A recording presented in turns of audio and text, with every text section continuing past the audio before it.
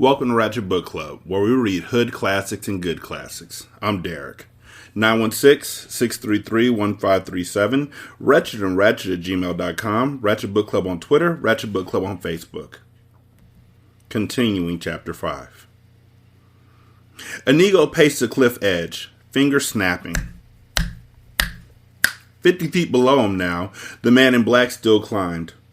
Inigo's impatience was beginning to bubble beyond control. He stared down at the slow progress. Find a crevice, jam in the hand. Find another crevice, jam in the other hand. 48 feet to go. Inigo slapped his sword handle, and his finger snapping began to go faster. He examined the hooded climber, half hoping he would be six-fingered, but no. This one had the proper accompaniment of digits. 47 feet to go now. Now 46. "Hello there!" Inigo hollered when he could not wait any longer. The man in black glanced up and grunted. "I've been watching you." The man in black nodded. "Slow going," Inigo said. "Look, I don't mean to be rude," the man in black said finally, "but I'm rather busy just now, so try not to distract me." "I'm sorry," Inigo said. The man in black grunted again. "I don't suppose you could speed things up," Inigo said. "If you want to speed things up so much," the man in black said, clearly quite angry now, "you can lower a rope or a tree branch or find some other helpful thing to do." "I could do that," Inigo agreed, "but I don't think you'd accept my help since I'm only waiting up here so I can kill you." "That does put a damper on our relationship," the man in black said then. "I'm afraid you'll just have to wait." 43 feet left. 41. "I could give you our word as a Spaniard," Inigo said. "No good," the man in black replied. "I've known too many Spaniards." "I'm going crazy up here," Inigo said. "Anytime you want to change places, I'd be too happy to accept." 39 feet. And resting. The man in black just hung in space, feet dangling, the entire weight of his body supported by the strength of his hand jammed into the crevice. "Come along now," Inigo pleaded. "It's been a bit of a climb," the man in black explained, "and I'm weary. I'll be fine in a quarter hour or so." "Another quarter hour? Inconceivable.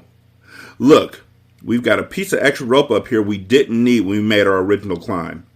I'll just drop it down to you and you'll grab hold and I'll pull and..." "No good," the man in black repeated. "You might pull, but then again, you also just might let go, which, since you're in a hurry to kill me, would certainly do the job quickly." "But you wouldn't have ever known I was going to kill you if I hadn't been the one to tell you. Doesn't that let you know I can be trusted?" "Frankly, and I hope you're not insulted, no." "There's no way you'll trust me?" Nothing comes to mind. Suddenly, Inigo raised his right hand high. "I swear on the soul of Domingo Montoya, you'll reach the top alive." The man in black was silent for a long time. Then he looked up. "I do not know this Domingo of yours, but something in your tone says I must believe you. Throw me the rope." Inigo quickly tied it around a rock, dropped it over. The man in black grabbed hold, hung suspended alone in space. Inigo pulled. In a moment, the man in black was beside him. "Thank you," the man in black said, and he sank down on the rock. Inigo sat alongside him. "We'll wait until you're ready," he said. The man in black breathed deeply. "Again, thank you." "Why have you followed us?" "You carry baggage of much value." "We have no intention of selling," Inigo said. "That's your business." "And yours?" The man in black made no reply. Inigo stood and walked away, surveying the terrain over which they would battle. It was a splendid plateau, really, filled with trees for dodging around, and roots for tripping over, and small rocks for losing your balance on, and boulders for leaping off of if you could climb on them fast enough, and bathing everything, the entire spot, moonlight. One cannot ask for a more suitable testing ground for a duel, Inigo decided. It had everything, including the marvelous cliffs at one end, beyond which was a wonderful 1,000-foot drop. Always something to bear in mind when one was planning tactics. It was perfect. The place was perfect. Provided the man in black could fence. Really, fence. Inigo did then what he always did before a duel. He took the great sword from his scabbard and touched the side of the blade to his face 2 times. Once along one scar, once along the other. Then he examined the man in black. A fine sailor, yes. A mighty climber, no question. Courageous, without a doubt. But could he fence? Really fence? Please, Inigo thought. It's been so long since I've been tested. Let this man test me. Let him be a glorious swordsman. Let him be both quick and fast, smart and strong. Give him a matchless mind for tactics. A background the equal of mine. Please, please, it's been so long. Let him be a master. I have my breath back now, the man in black said from the rock. Thank you for allowing me my rest. We best get on with it then, Inigo replied. The man in black stood. You seem a decent fellow, Inigo said. I hate to kill you. You seem a decent fellow, answered the man in black. I hate to die. But one of us must, Inigo said. Begin. And so saying, he took the 6-fingered sword and put it into his left hand. He had begun all his duels left-handed lately. It was good practice for him, and although he was the only living wizard left in the world with his regular hand, the right, still, he was more than worthy with his left. Perhaps 30 men alive were his equal when he used his left. Perhaps as many as 50. Perhaps as few as 10. The man in black was also left-handed, and that warmed Inigo. It made things fairer. His weakness against the other man's strength. All to the good. They touched swords, and the man in black immediately began the Agrippa defense, which Inigo felt was sound, considering the rocky terrain, for the Agrippa kept the feet stationary at first, and made the chances of slipping minimal. Naturally, he countered with capo ferro, which surprised the man in black, but he defended well, quickly shifting out of Agrippa and taking the attack himself, using the principles of Tabot. Inigo had to smile. No one had taken the attack against him in so long, and it was thrilling. He let the man in black advance, let him build up courage, retreating gracefully between some trees, letting his Bonetti defense keep him safe from harm. Then his legs flicked, and he was behind the nearest tree, and the man in black had not expected it and was slow reacting. Inigo flashed immediately out from the tree, attacking himself now, and the man in black retreated, stumbled, got his balance, continued moving away. Inigo was impressed with the quickness of the balance return. Most men the size of the man in black would have gone down, or, at the least, fallen to one hand. The man in black did neither. He simply quick-stepped, wrenched his body erect, continued fighting.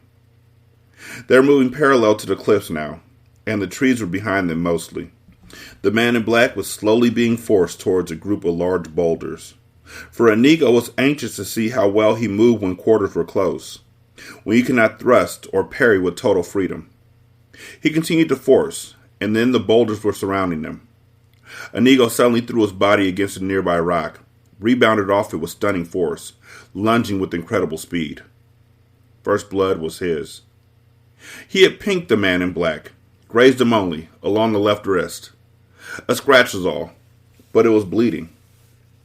Immediately, the man in black hurried his retreat, getting his position away from the boulders, getting out into the open of the plateau. Inigo followed, not bothering to try and check the other man's flight. There would always be time for that later. Then the man in black launched his greatest assault. It came with no warning, and the speed and strength of it were terrifying. His blade flashed in the light again and again, and at first, Inigo was only too delighted to retreat. He was not entirely familiar with the style of the attack. It was mostly McBone, but there were snatches of capo ferro thrown in, and he continued moving backwards while he concentrated on the enemy, figuring the best way to stop the assault. The man in black kept advancing, and Inigo was aware that behind him now, he was coming closer and closer to the edge of the cliffs. But that could not have concerned him less. The important thing was to outthink the enemy, find his weakness, let him have his moment of exaltation. Suddenly, as the cliffs came ever nearer, Inigo realized the fault in the attack that was flashing at him. A simple to-bolt maneuver would destroy it entirely, but he didn't want to give it away too soon. Let the other man have the triumphal moment longer. Life allowed so few. The cliffs were very close behind him now. Inigo continued to retreat. The man in black continued advancing. Then Inigo countered with the tabot, and the man in black blocked it. He blocked it. Inigo repeated the tabot move, and again it didn't work. He switched to Capo Ferro. He tried Benetti. He went to Fabrice. In desperation, he began a move used only twice, by Sanct. Nothing worked. The man in black kept attacking, and the cliffs were almost there. Inigo never panicked. Never came close. But he decided some things very quickly, because there was no time for long consultations. And what he decided was that although the man in black was slow in reacting to moves behind trees, and not much good at all amidst boulders, when movement was restricted, yet out in the open, where there was space, he was a terror. A left-handed black masked terror. "You're most excellent," he said. His rear foot was at the cliff edge. He could retreat no more. "Thank you," the man in black replied. "I've worked very hard to become so." "You're better than I am," Inigo admitted. "So it seems. But if that's true, then why are you smiling?" "Because," Inigo answered, "I know something you don't know." "And what is that?" asked the man in black. "I'm not left-handed," Inigo replied, and with those words he all but threw the six-fingered sword into his right hand, and the tide of the battle turned. The man in black retreated before the slashing of the great sword. He tried to sidestep, tried to parry, tried to somehow escape the doom that was now inevitable. But there was no way. He could block 50 thrusts, the 51st flicked through, and now his left arm was bleeding. He could thwart 30 ripostes, but not the 31st, and now his shoulder bled. The wounds were not yet grave, but they kept on coming as they dodged across the stones, and then the man in black found himself amidst the trees, and that was bad for him. So he all but fled before Inigo's onslaught. And then he was in the open again, but Inigo kept coming. Nothing could stop him. And then the man in black was back among the boulders, and that was even worse for him than the trees, and he shouted out in frustration, and practically ran to where there was open space again. But there was no dealing with the wizard, and slowly, again, the deadly cliffs became a factor in the fight. Only now, it was the man in black who was being forced to doom. He was brave, and he was strong, and the cuts did not make him beg for mercy. And he showed no fear behind his black mask. "You're amazing," he cried, as Inigo increased the already blinding speed of the blade. "Thank you. It has not come without effort." The death moment was at hand now. Again and again Inigo thrust forward, and again the man in black managed to ward off the attacks. But each time it was harder, and the strength in Inigo's wrist was endless, and he only thrust the more fiercely, and soon the man in black grew weak. "You cannot tell it," he said then, "because I wear a cape and a mask. But I'm smiling now." "Why?" "Because I'm not left-handed either," said the man in black, and he too switched hands, and now the battle was finally joined. And Inigo began to retreat. "Who are you?" he screamed. "No one of import. Another lover of the blade." "I must know." "Get used to disappointment."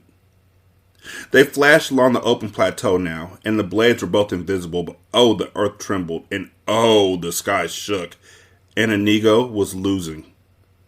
He tried to make for the trees, but the man in black would have none of it. He tried retreating to the boulders, but that was denied him too. And in the open, unthinkable as it was, the man in black was superior. Not much, but in a multitude of tiny ways, he was of a slightly higher quality. A hair quicker, a fraction stronger, a speck faster. Not really much at all, but it was enough.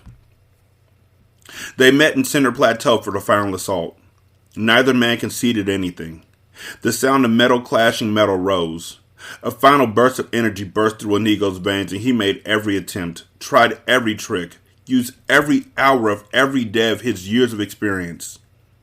But he was blocked by the man in black. He was shackled by the man in black. He was baffled, thwarted, muzzled, beaten by the man in black. A final flick, and the great six-fingered sword went flying from his hand. Inigo stood there, helpless. Then he dropped to his knees, bowed his head, closed his eyes. "Do it quickly," he said. "May my hands fall from my wrists before I kill an artist like yourself," said the man in black. "I would as soon destroy Da Vinci. However," and here he clubbed Inigo's head with the butt of his sword, "since I can't have you following me either, please understand that I hold you in the highest respect." He struck once more, and the Spaniard fell unconscious. The man in black quickly tied Inigo's hands around a tree and left him there, for a moment, sleeping and helpless. Then he sheathed his sword, picked up the Sicilian's trail, and raced into the night. "He has beaten Inigo," the Turk said, not quite sure he wanted to believe it, but positive that the news was sad. He liked Inigo. Inigo was the only one who wouldn't laugh when Fezzik asked him to play rhymes. They were hurrying along a mountainous path on the way to the Gilder frontier. The path was narrow and strewn with rocks like cannonballs, so the Sicilian had a terrible time keeping up. Fezzik carried Buttercup lightly on his shoulders. She was still tied hand and foot. "I didn't hear you. Say it again," the Sicilian called out, so Fezzik waited for the hunchback to catch up to him. "See?" Fezzik pointed then. Far down at the very bottom of the mountain path, the man in black could be seen running. Inigo was beaten. "Inconceivable!" exploded the Sicilian. Fezzik never dared disagree with the hunchback. "I'm so stupid," Fezzik nodded. "Inigo has not lost to the man in black. He has defeated him. And to prove it, he's put on all the man in black's clothes and masks and hoods and boots and gained 80 pounds. The Sicilian squinted down towards the running figure. "Fool," he hurled at the Turk. "After all these years, can't you tell Inigo when you see him? That isn't Inigo." "I'll never learn," the Turk agreed. "If there's ever a question about anything, you can always count on me to get it wrong. Inigo must have slipped or been tricked or otherwise unfairly beaten. That's the only conceivable explanation." Conceivable, believable, the giant thought. Only he didn't dare say it out loud. Not to the Sicilian. He might have whispered it to Inigo late at night, but that was before Inigo was dead. He also might have whispered heavable, thievable, weavable, but that was as far as he got before the Sicilian started talking again. And that always meant he had to pay very strict attention. Nothing angered the hunchback as quickly as catching Fezzik thinking. Since he barely imagined someone like Fezzik capable of thought, he never asked what was on his mind, because he couldn't have cared less. If he had found out Fezzik was making rhymes, he would have laughed and then found new ways to make Fezzik suffer. "Untie her feet," the Sicilian commanded. Fezzik put the princess down and ripped the ropes apart that bound her legs. Then he rubbed her ankles so she could walk. The Sicilian grabbed her immediately and yanked her away. "Catch up with us quickly," the Sicilian said. "Instructions?" Fezzik called out, almost panicked. He hated being left on his own like this. "Finish him! Finish him!" The Sicilian was getting peeved. "Succeed, since Inigo failed us." "But I can't fence. I don't know how to fence." "Your way." The Sicilian could barely control himself now. "Oh, yes, good. My way. Thank you, Vizzini," Fezzik said to the hunchback, then, summoning all his courage, "I need a hint." "You're always saying how you understand force, how force belongs to you. Use it. I don't care how. Wait for him behind there," he pointed to a sharp bend in the mountain path, "and crush his head like an eggshell." He pointed to the cannonball-sized rocks. "I could do that, yes," Fezzik said. He nodded. He was marvelous at throwing heavy things. "It just doesn't seem very sportsmanlike, doesn't it?" The Sicilian lost control. It was terrifying when he did it. With most people, they scream and holler and jump around. With Vizzini, it was different. He got very, very quiet, and his voice sounded like it came from a dead throat, and his eyes turned to fire.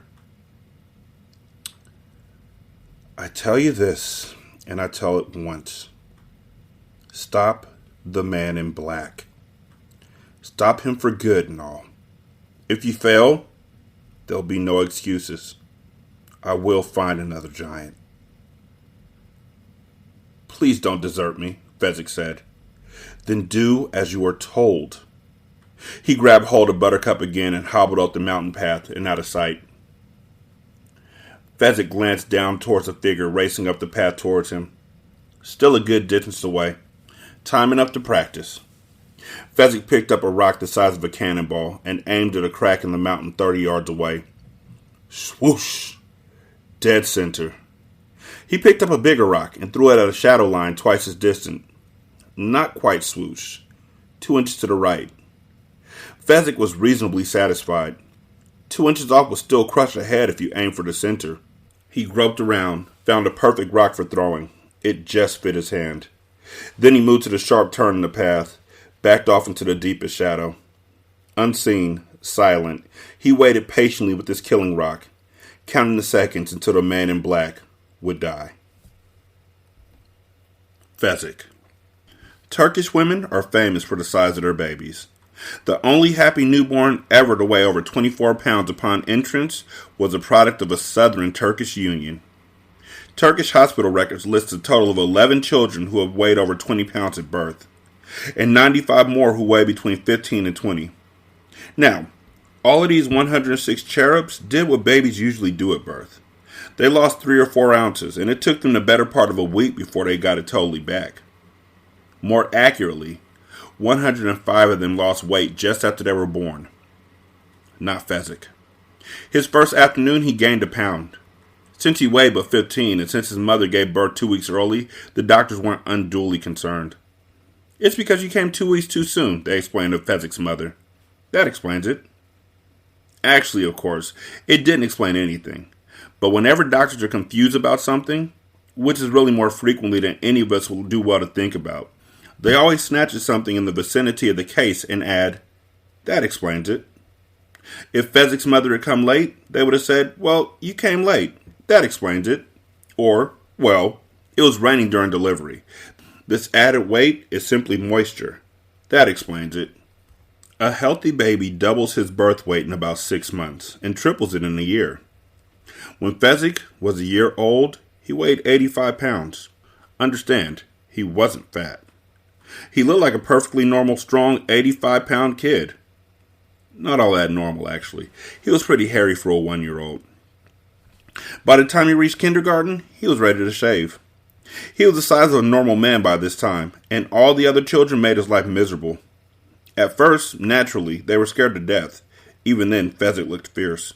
But once they found out he was chicken, well, they weren't going to let an opportunity like that get away. Bully, bully, they taunted Fezzik during morning yogurt break. I'm not, Fezzik would say out loud. To himself he would go, woolly, woolly. He would never dare to consider himself a poet, because he wasn't anything like that. He just loved rhymes. Anything you said out loud, he rhymed it inside. Sometimes the rhymes made sense. Sometimes they didn't. Fezzik never cared much about the sense. All that ever mattered was the sound. Coward. Towered. I'm not. Then fight, one of them would say, and would swing all he had and hit Fezzik in the stomach, confident that all Fezzik would do was go, oof, and stand there, because he never hit back no matter what you did to him. Oof. Another swing. Another. A good stiff punch to the kidneys, maybe. Maybe a kick to the knee. It would go on like that until Fezzik would burst into tears and run away. One day at home, Fezzik's father called, come here. Fezzik, as always, obeyed. Dry your tears, his mother said. 2 children had beaten him very badly just before. He did what he could to stop crying. Fezzik, this can't go on, his mother said. They must stop picking on you. Kicking on you. I don't mind so much, Fezzik said. Well, you should mind, his father said. He was a carpenter with big hands. Come on outside. I'm going to teach you how to fight. Please, I don't want, Obey your father. They trooped out to the backyard. Make a fist, his father said. Fezzik did his best. His father looked at his mother, then at the heavens. He can't even make a fist, his father said. He's trying. He's only 6. Don't be so hard on him. Fezzik's father cared for his son greatly, and he tried to keep his voice soft so Fezzik wouldn't burst out crying. But it wasn't easy. Honey, Fezzik's father said, look, when you make a fist, you don't put your thumb inside your fingers. You keep your thumb outside your fingers. Because if you keep your thumb inside your fingers and you hit somebody, what will happen is that you'll break your thumb. And that isn't good. Because the whole object when you hit somebody is to hurt the other guy, not yourself. Blurt. You know, because it rhymes with hurt. I don't want y'all to wonder where that one came from. Because he said hurt way back. He said to hurt the other guy, not yourself. But yeah, blurt rhymes with hurt. Also, y'all are welcome. In the movie, they didn't discuss Fezzik at all. Like, not a drop. So y'all are actually getting his backstory. Y'all are probably enamored. I don't want to hurt anybody, Daddy. I don't want you to hurt anyone, Fezzik. But if you know how to take care of yourself, and they know you know, they won't bother you anymore. Father. Father bother? Okay, cool. I don't mind so much. Well, we do, his mother said. They shouldn't pick on you, Fezzik, just because you need a shave. Back to the fists, his father said. Have we learned how? Fezzik made a fist again, this time with the thumb outside. He's a natural learner, his mother said. She cared for him as greatly as his father did. Now, hit me, Fezzik's father said. No, I don't want to do that. Hit your father, Fezzik.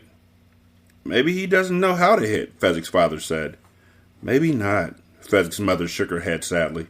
Watch, honey, Fezzik's father said. See, simple. You just make a fist, like you already know, and then pull back your arm a little and aim for where you want to land and let go.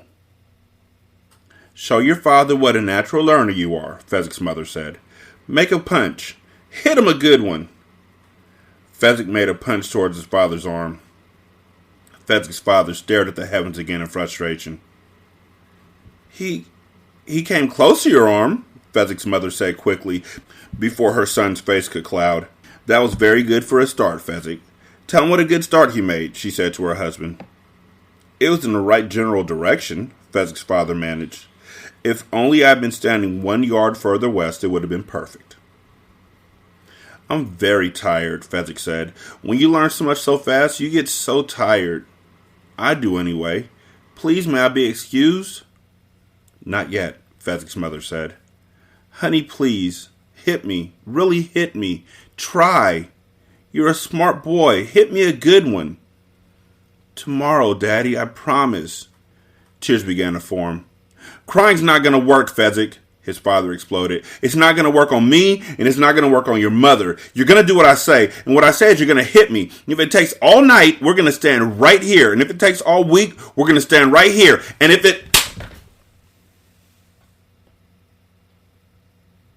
This was before emergency wards, and that was too bad, at least for Fezzik's father, because there was no place to take him after Fezzik's punch landed, except to his own bed, where he remained with his eyes shut for a day and a half, except for when the milkman came to fix his broken jaw. This wasn't before doctors, you see. But in Turkey, they hadn't gotten around to claiming the bone business yet.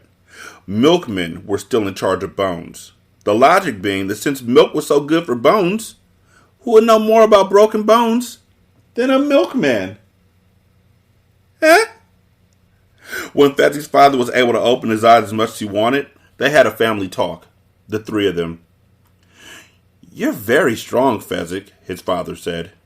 Actually, that's not strictly true. What his father meant was, you're very strong, Fezzik. What came out was more like this. Ever since the milkman had wired his jaws together, all he could manage was the letter Z. But he had a very expressive face, and his wife understood him perfectly. He says, you're very strong, Fezzik. I thought I was, Fezzik answered. Last year, I hit a tree once when I was very mad. I knocked it down. It was a small tree, but still, I figured that had to mean something. He says he's given up being a carpenter, Fezzik. Oh no, Fezzik said. You'll be all well soon, Daddy. The milkman practically promised me.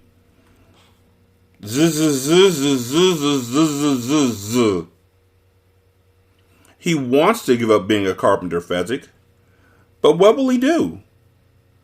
Fezzik's mother answered this one herself. She and her husband had been up half the night agreeing on the decision. He's going to be your manager, Fezzik. Fighting is a national sport of Turkey. We're all going to be rich and famous. But Mommy, Daddy, I don't like fighting. Fezzik's father reached out and gently patted his son's knee. He said. It's going to be wonderful, his mother translated. Fezzik only burst into tears. They had his first professional match in the village of Sandiki on a steaming hot Sunday. Fezzik's parents had a terrible time getting him into the ring. They were absolutely confident of victory because they had worked very hard. They had taught Fezzik for 3 solid years before they mutually agreed that he was ready. Fezzik's father handled tactics and ring strategy, while his mother was more in charge of diet and training, and they had never been happier. Fezzik had never been more miserable. He was scared and frightened and terrified, all rolled into one. No matter how they reassured him, he refused to enter the arena. Because he knew something. Even though outside he looked 20 and his mustache was already coming along nicely, inside he was still this 9-year-old who liked rhyming things. No, he said. I won't, and you can't make me. After all, we slaved for these 3 years, his father said. His jaw was almost as good as new now. He'll hurt me, Fezzik said. Life is pain, his mother said. Anybody who says different is selling something. Stop. Now, that line right there is also ubiquitous. That line right there is perfect. That line right there is everything. And in the movie, because they didn't want to talk about Fezzik's part, they gave it to the Man in Black. Man in Black didn't say that line. Boom, right there. Fezzik's mom said it in passing. Put it on a t-shirt. Life is pain. Anybody who tells you different is selling something. Fezzik's mom. You know the truth now. This is what happens when you read a book. Be proud of yourselves. I'm proud of you. Please, I'm not ready. I forget the holds. I'm not graceful and I fall down a lot. It's true. It was. Their only real fear was, were they rushing him? When the going gets tough, the tough get going, Fezzik's mother said. Get going, Fezzik, his father said. Fezzik stood his ground. Listen, we're not going to threaten you, Fezzik's parents said, more or less together. We all care for each other too much to pull any of that stuff. If you don't want to fight, nobody's going to force you. We'll just leave you alone forever. Fezzik's picture of hell was being alone forever. He had told him that when he was 5. That is so scandalous. As my son would say when he was younger, that's scandocious. They literally are taking his deepest fear and using it against him to get him to do what they want. I mean, on the other hand, if you don't take out the trash, I'm going to take away all your stuff. If you don't do what I want you to do, I'm going to whoop you. If you don't do this, I'm going to send you to your dad. If you don't do this, I'm going to send you to your mom. If you don't do this, I'm going to take away your music. If you don't do this, I'm going to take away your phone. Nope, still doesn't add up. I tried. Telling your kid you were going to leave them alone forever when they're 9 is like, man, you know what though? Try that again when they're like 15. If you do that again, if you don't do it, we'll just, whatever, leave you alone forever. Alright? I tried to threaten my son yesterday in a loving manner, gently, something about his phone, I think. No, we were talking about how I had told my eldest son that I was going to change the password to Peacock so he could only watch I was going to let him watch the first 2 episodes of Bel-Air, and then I was going to change the password. Yeah, sinister. And my son was like, man, do I will I ever do anything where you want to do something that petty to me? And I was like, no. I was like, he was like, because I could be petty. And I was like, I don't think you could be petty. And then he said some stuff that was so petty that it was literally sinister and scared me so much that I was like, you know what? You want some ice cream? You want some ice cream. Let's go get some cake. Yeah, you hungry? You look hungry. Yeah, we good? Here, hit my knuckle with your knuckle bump. We good? Don't ever do none of that stuff. Like, it was some seriously thoughtful pettiness that bordered on, I raised you? And also was on the corner of, I'm so proud of this kid. He's come a long way. They marched into the arena then to face a champion of Sandiki, who had been champion for 11 years, since he was 24. He was very graceful and wide and stood 6 feet in height, only half a foot less than Fezzik. Fezzik didn't stand a chance. He was too clumsy. He kept falling down or getting his holds on backwards, so they weren't holds at all. The champion of Sandiki toyed with him. Fezzik kept getting thrown down, or falling down, or tumbling down, or stumbling down. He always got up and tried again, but the champion of Sandiki was much too fast for him, and too clever, and much, much too experienced. The crowd laughed and ate baklava and enjoyed the whole spectacle. Until Fezzik got his arms around the champion of Sandiki. The crowd grew very quiet then. Fezzik lifted him up. No noise. Fezzik squeezed and squeezed. That's enough now, Fezzik's father said. Fezzik laid the other man down. Thank you, he said. You're a wonderful fighter, and I was lucky. The ex-champion of Sandiki kind of grunted.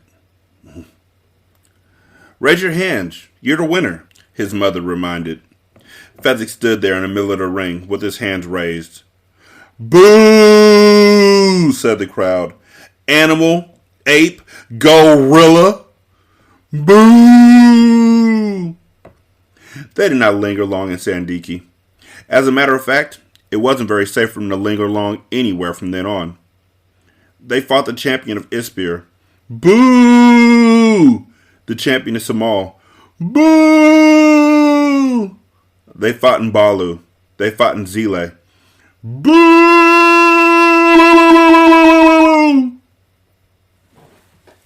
I don't care what anyone says, Fezzik's mother told him one winter afternoon. You're my son, and you're wonderful. It was dark and gray, and they were hot-footing it out of Constantinople just as fast as they could because Fezzik had just demolished their champion before most of the crowd was even seated. This is before it was Istanbul. Yeah, it was just Constantinople. It wasn't Istanbul, it was Constantinople, not Istanbul. It's Constantinople, not Istanbul. To Constantinople. Even old New York was once New Amsterdam. I'm not wonderful, Fezzik said. They're right to insult me. I'm too big. Whenever I fight, it looks like I'm picking on somebody. Maybe, Fezzik's father began a little hesitantly. Maybe, Fezzik, if you just possibly kind of lose a few fights, sorta, they might not yell at us so much. The wife whirled on the husband. The boy's 11 and already you want him to throw fights? Nothing like that. No, don't get all excited, but maybe if he'd even look like he was suffering a little, they'd let up on us. I'm suffering, Fezzik said. He was. Let it show a little more. I'll try, Daddy. That's a good boy. I can't help being strong. It's not my fault. I don't even exercise. I think it's time to head for Greece, Fezzik's father said then. We've beaten everybody in Turkey who will fight us, and athletics began in Greece. No one appreciates talent like the Greeks.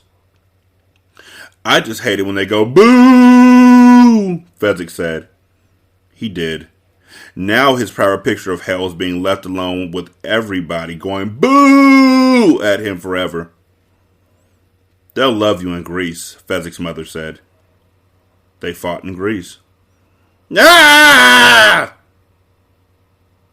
Ah! Was Greek for boo.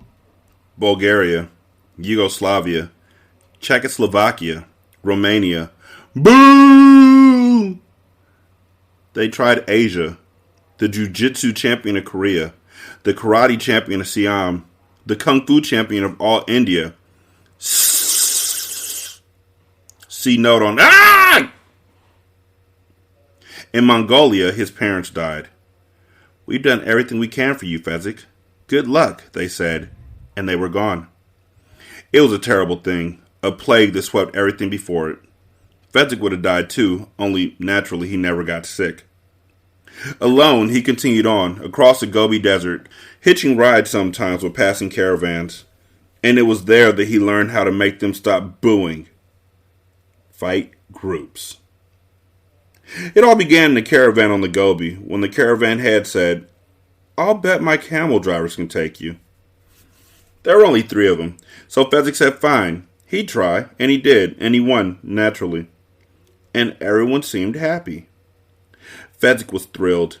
He never fought just one person again if it was possible. For a while he traveled from place to place, battling gangs for local charities, but his business head was never much, and besides, doing things alone was even less appealing to him now that he was into his late teens than it had been before. He joined a traveling circus. All the other performers grumbled at him because, they said, he was eating more than his share of food. So he stayed pretty much to himself, except when it came to his work. But then, one night, when Fezzik had just turned 20, he got the shock of his life. The booing was back again. He could not believe it. He had just squeezed half a dozen men into submission, cracked the heads of half a dozen more. What did they want from him? The truth was simply this. He had gotten too strong. He would never measure himself, but everybody whispered he must be over 7 feet tall, and he would never step on a scale, but people claimed he weighed 400. And not only that, he was quick now. All the years of experience had made him almost inhuman. He knew all the tricks, could counter all the holds. Animal, ape, gorilla, boo! That night, alone in his tent, Fezzik wept. He was a freak. Speak. He still loved rhymes. A 2-eyed cyclops. Eye drops, like the tears that were dropping now, dropping from his half-closed eyes. But the next morning, he had gotten control of himself. At least he still had his circus friends around him. That week, the circus fired him. The crowds were booing them now too, and the fat lady threatened to walk out, and the little people were fuming, and that was it for Fezzik. This was in the middle of Greenland, and as anybody knows, Greenland then as now was the loneliest place on the earth. In Greenland, there is one person for every 20 square miles of real estate. Probably the circus was pretty stupid taking a booking there, but that wasn't the point. The point was, Fezzik was alone, in the loneliest place in the world, just sitting there on a rock watching the circus pull away. He was still sitting there the next day when Vizzini the Sicilian found him. Vizzini flattered him, promised to keep the booze away. Vizzini needed Fezzik, but not half as much as Fezzik needed Vizzini. As long as Vizzini was around, you couldn't be alone. Whatever Vizzini said, Fezzik did. And if that meant crushing the head of the man in black, so be it. But not by ambush. Not the coward's way. Nothing unsportsmanlike. His parents had always taught him to go by the rules. Fezzik stood in shadow, the great rock tight in his great hand. He could hear the footsteps of the man in black coming nearer. Nearer. Fezzik leapt from hiding and threw the rock with incredible power and perfect accuracy. It smashed into a boulder a foot away from the face of the man in black. I did that on purpose, Fezzik said then, picking up another rock, holding it ready. I didn't have to miss. I believe you, the man in black said. They stood facing each other on the narrow mountain path. Now what happens? Asked the man in black. We face each other as God intended, Fezzik said. No tricks, no weapons. Skill against skill alone. You mean you'll put down your rock, and I'll put down my sword, and we'll try and kill each other like civilized people? Is that it? If you'd rather, I can kill you now, Fezzik said gently, and he raised the rock to throw. I'm giving you a chance. So you are, and I accept it, said the man in black, and he began to take off his sword and scabbard. Although, frankly, I think the odds are slightly in your favor at hand fighting. I'll tell you what I tell everybody, Fezzik explained. I cannot help being the biggest and the strongest. It's not my fault. I'm not blaming you, said the man in black. Let's get to it then, Fezzik said, and he dropped his rock and got in a fighting position, watching as the man in black slowly moved towards him. For a moment, Fezzik felt almost wistful. This was clearly a good fellow, even if he had killed Inigo. He didn't complain or try and beg or bribe, he just accepted his fate.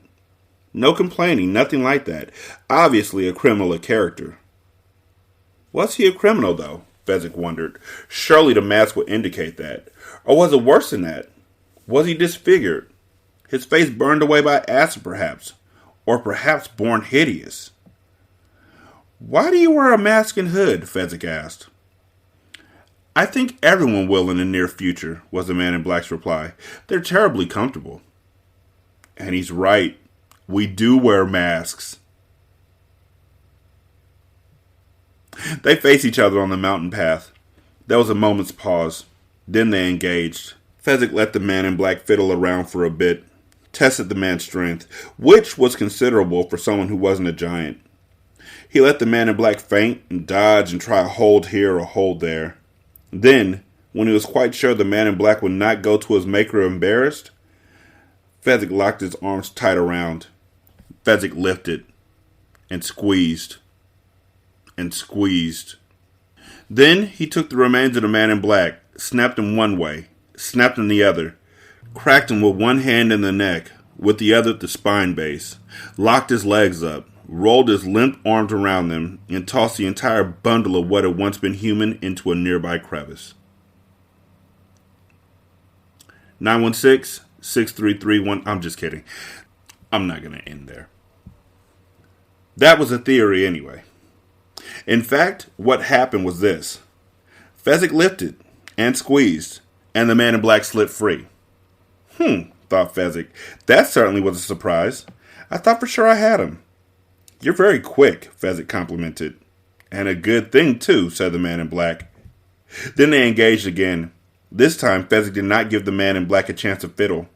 He just grabbed him, swung him around his head once, twice, smashed his skull against the nearest boulder, pounded him, pummeled him, gave him one final squeeze for good measure, and tossed the remains of what once had been alive into a nearby crevice.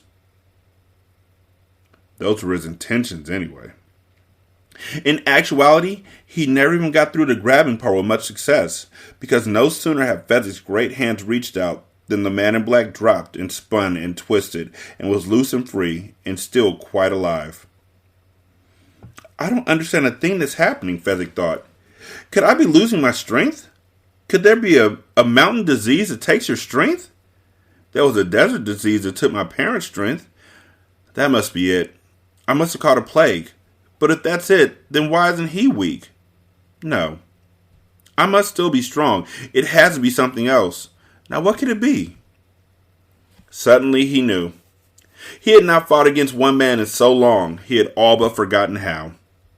He had been fighting groups and gangs and bunches for so many years that the thought of having but a single opponent was slow in making itself known to him. Because you fought them entirely different. When there were 12 against you, you made certain moves, tried certain holds, acted in certain ways.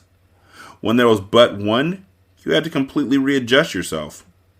Quickly now, Fezzik went back through time. How had he fought the champion of Sandiki? He flashed through that fight in his mind, then reminded himself of all the other victories against other champions, the men from Isbil, and Samal, and Bolu, and Zyle. He remembered fleeing Constantinople because he had beaten their champion so quickly, so easily. Yes, Fezzik thought, of course. And suddenly, he readjusted his style to what it once had been. But by that time, the man in black had him by the throat. The man in black was riding him, and his arms were locked across Fezzik's windpipe, one in front, one behind. Fezzik reached back, but the man in black was hard to grasp. Fezzik could not get his arms around to his back and dislodge the enemy. Fezzik ran at a boulder, and at the last moment, spun around so that the man in black received the main force of the charge. It was a terrible jolt. Fezzik knew it was. but the grip on his windpipe grew ever tighter. Fezzik charged the boulder again spun, and again he knew the power of the blow the man in black had taken. But still, the grip remained. Fezzik clawed at the man in black's arms. He pounded his giant fists against him. By now, he had no air. Fezzik continued to struggle. He could feel a hollowness in his legs now. He could see the world beginning to pale. But he did not give up. He was a mighty Fezzik, lover of rhymes, and you did not give up, no matter what. Now the hollowness was in his arms and the world was snowing. Fezzik went to his knees. He pounded still, but feebly. He fought still, but his blows would not have harmed a child. No air. There was no more air. There was no more anything. Not for Fezzik. Not in this world. I'm beaten. I'm gonna die, he thought, just before he fell onto the mountain path. He was only half wrong.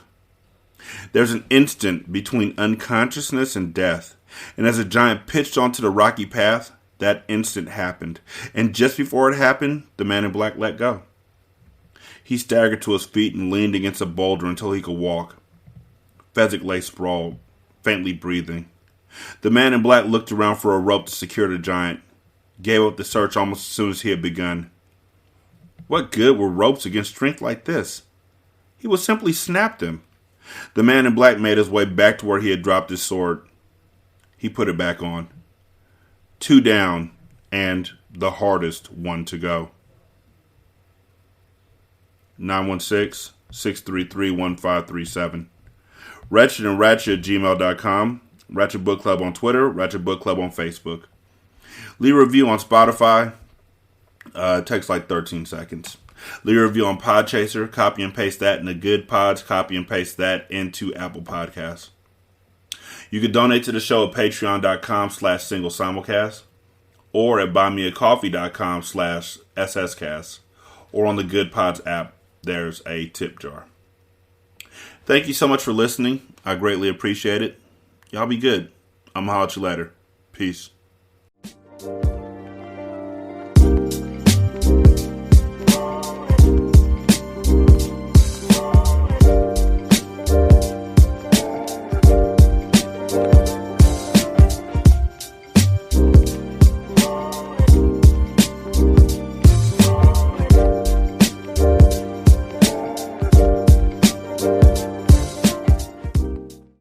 The intro and outro to Ratchet Book Club is by That Kid Garan, and it's called Goodbyes. You can email him at tkgbeats94@gmail.com for more information on how to lease this beat. This is Single Simulcast.